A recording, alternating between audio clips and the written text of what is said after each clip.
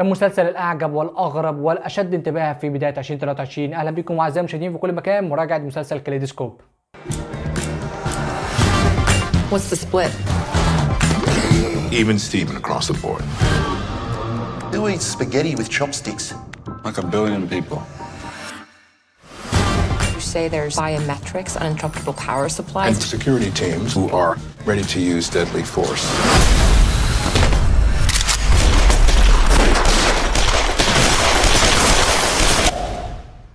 She basically robs herself.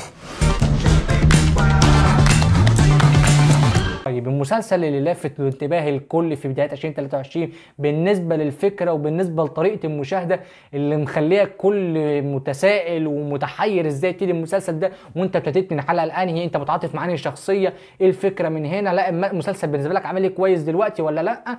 بالنسبه لي هي دي فكره وتقديم المسلسل اصلا، هو دي نقطه تميزه في البدايه، ومش محتاج اقول لك ان انت تتفرج عليه ولا لا، لان بالنسبه لي مش محتاج اقدم لك القصه المعتاده، مجموعه من اللصوص والمجرمين بيحاولوا يسرقوا بنك، والبنك ده متكون فيه 7 مليار، وفكره ان البنك ده اشد تامينا في نيويورك كلها. دي قصه المسلسل بدون حرق. هل بس هتلفت انتباهك؟ ما انت ممكن تخش بمدخل مختلف من المسلسل على مستوى ال8 حلقات اللي بيعرض دلوقتي على شبكه نتفليكس. المسلسل دي نقطه تميزه، وبالنسبه لي انا متفق مع الحركه التسويقيه واللي هي بالنسبه لناس كتير ممكن تكون حركه رخيصه، لكن انا بالنسبه لي فكره اي صناع مسلسل مخرجين وكتاب بيحاولوا يجيبوا لك مدخل عشان يجيبوا اكبر عدد كم من المشاهدات في المسلسل. بالنسبه لي ما تحمستش على مستوى ضخامه المسلسل والتحمس ليه، بل اتحمست للفكره. انا شايف انها فكره ممكن الناس تقول لك اول مره في التاريخ تتعمل، ما اعرفش الصراحه اذا كانت اتعملت قبل كده ولا لا، بس انا اتحمست ان هو في ناس بتحاول تعمل تجديد شويه، في ناس بتحاول تقول لك ايه ان انت لو ابتديت من هنا هتعمل هنا، يخش لك بمدخل جديد، هتطلع بنقطه مختلفه، شخصيتك اللي متعاطفه انهي، شخصيتك اللي ما تحبهاش انهي. انا شايف ان هي كانت حركه كويسه الامانه. يعني لو كلمتك على مستوى الشخصيات اللي انا بحبها يا سيدي، مستوى الشخصيات اللي انا بحبها هي شخصيه ليو مثلا، ممكن شخصيه روجر سالس، ومعاهم شويه ايفا. يعني على مستوى الفلاش باكس اللي اتحكت تقريبا في الحلقه البنفسجيه، لو ما كنتش يعني متذكر قوي بالتحديد، هي دي كانت اكتر حلقه بالنسبه لي توب في المسلسل، اتعاطفت بيها جدا وكنت قاعد بتفرج بجماليه شديده. ان المسلسل بيحاول يحكي حاجه، بيحاول يقدم اداء تمثيلي معقول، وبالنسبه للمكياج او الميك اب اللي كانوا بيصغروا فيه ممثل، يعني مش متذكر اسمه الامانه، المسلسل اللي كان في بريكنج باد، يعني لا كان متقدم بشكل كويس سواء على مستوى الوجه او حتى على مستوى الاداء التمثيلي، وفكره الفلاش باكس مع بنته وزوجته والماضي مع روجر سالس، ازاي فكره ان هو بيكرهه وبيحاول يسبب له اكبر ضرر ممكن على مستوى البنك بتاعه. لا الامانه كانت حلقه مميزه جدا، وعلى مستوى تقديمه في بقيه الحلقات كان مستوى متميز جدا، على مستوى فكره ان انت ايه، لا انا حاسس فيك شخصيه كويسه وعايز اعرف بقيه الاحداث بتاعتك عامله معانا ازاي.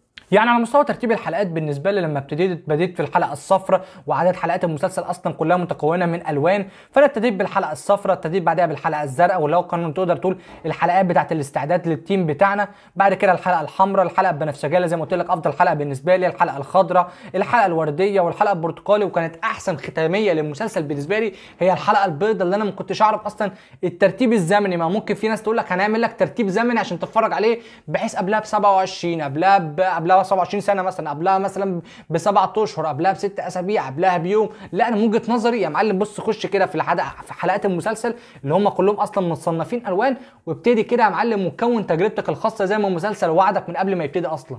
بالنسبه بقى للشخصيات التانية، شخصيه مثلا هانا، شخصيه ايفا، شخصيه بوب، شخصيه جودي، شخصيه ستان، ما اهتمتش بيهم اطلاقا، برغم ان المسلسل حاول يقدم بعض الحاجات وبعض المنعطفات الدراميه وتقدر تقول الانتقاميه والخيانه والحب وما الى اخره. بالنسبه مثلا على مستوى شخصياتنا الثلاثه ستان وجودي وبوب، للامانه القصه كانت كرنجي جدا لاقصى درجه ممكنه.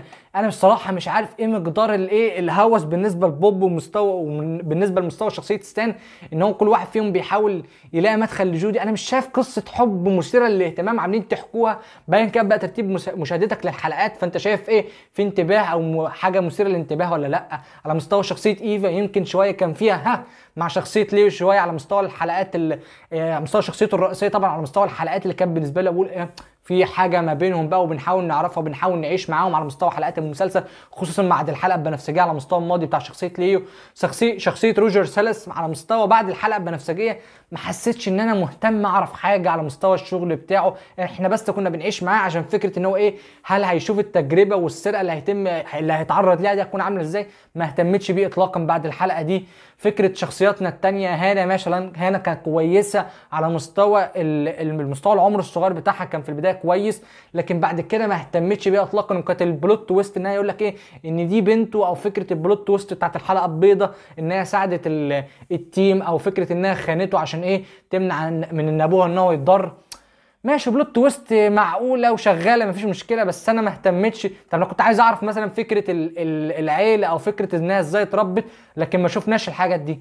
كل حاجه كانت متقدمه بشكل سطحي، لكن فيها كان درجه امتاع للامان. لكن بقى على مستوى الشخصيه المستفزه بالنسبه لي، شخصيه الاف في اي اللي هي المفروض اللي بتقدر تقول الوجه العداله بتاع المسلسل، لا كانت مستفزه جدا يا جدعان. مستفزه، هتقول لي ما ده هدف الشخصيه، هدف الكتاب. لا انا حاسس ان هم كانوا عايزين يلاقوا مدخل تاني ليها، خصوصا اعتقد في الحلقه، ممكن اقول لك ايه، الحلقه البرتقاليه اللي كان في بدايتها بيحاول يعرفك على الشرطيه شويه، شخصيه اسمها عباس يعني، ومسلمه، بيحاول يقول لك انها مسلمه، ومن بعد احداث 11 سبتمبر ان ازاي المجتمع الامريكي بص لها نظره غريبه، عشان كده انضمت للاف في اي. وفكره يقدم لك شخصيه او الجزء الارك بتاعها عذرا ان مع ابنها ان هي مش عارفه تاخده من المحاكم، وفكره الحضانه، وفكره علاقتها مع الشرطي اللي معاها. لا كانت حاجه غريبه وكرنج ومش مهتم وقاعد كده اللي هو انتوا في ايه، بتحاولوا تحكوا ايه، بتحاولوا تخلونا نتعاطف مع الشخصيه دي وخلاص. طب الهوس بتاعها مع العصابه بتاعتنا ده جاي منين؟ إيه؟ فكره ان ايفا قدمت فيها شكوى زمان ايام ما كانت مدمنه. مش عارف. هو المسلسل كله متميز على مستوى الفكره والتقديم بتاع المشاهده فقط، لكن على مستوى احداثه مسلسل خفيف لطيف، هتعيش معاه تجربه هتنساها اصلا بعد كده. على مستوى فكره لما تيجي تفتكر المسلسل ده كاليدوسكوب، هتقول المسلسل اللي قدم اول مره فكره في التاريخ يعتبر، يعني فكره ان انت تبتدي باني ترتيب مع عدد من الحلقات، ولا يعتبر اصلا بتبقى اصلا باختيار المخرج. وعرفنا ليه اهميه ان المخرج يختار فكره البدايه بتاعت المشاهده بتاعتك، واحيانا طبعا بتضرب يعني، لكن ده الاختيار التقليدي والمنطقي. فكره ان المخرج بيقدم لك عنصر الحاضر، او يبتدي بعنصر المستقبل، او يبتدي بعنصر الماضي، ايا كان بقى الترتيب. ده فكره المسلسل اللي هي مضاده ليه كلها، وممكن تتقدم معانا ان شاء الله في مسلسلات مستقبليه، لان المسلسل ده ليميتد سيريس ملوش موسم تاني. فاعتقد ليه لا، ان المسلسلات دي الجايه ممكن تقدم لنا حاجه مشابهه ليها، وفكره ان انت تعمل لك حلقات مختلفه مرتبطه ببعضيها، وكل واحد يبتدي بتجربته الخاصه ومستوى تعاطفه مع الشخصيات. ممكن تتعمل على مستوى مسلسلات دراميه، مسلسلات فانتازيا، ليه لا مسلسلات كوميديه على الاقل. ما اعرفش الصراحه، قولوا لي انتوا رايكم في الكومنتات. وبالنسبه لاخر حاجه معايا نقطه في الفيديو بالنسبه لمراجعه المسلسل ده، تقييمي ليه في النهايه هو مسلسل 7 من 10. بالنسبه لل7 من 10 دي ممكن تكون كبيره، لكن انا الصراحه حاططها بنسبه 7 من 10 عشان شخصيه ليو. للامانه الحلقه البنفسجيه وكام حلقه كده حسيت ان انا متقرب ليها جدا جدا جدا على مستوى التعاطف بتاعت الارك بتاع فكره الوالد اللي هو لما كان في الماضي بتاعنا، وفكره ازاي مراته ماتت منه. لا للامانه كانت حاجه قويه جدا بالنسبه لي، وتعاطفت معاها على مستوى الاداء التمثيلي، على مستوى القصه والاحداث اللي اتحكت معانا. لكن على مستوى المسلسل كله كنت قاعد على مستوى خلصونا يا جدعان، هعمل سكيب يعني 10 ثواني وخلصونا، هنعمل ايه؟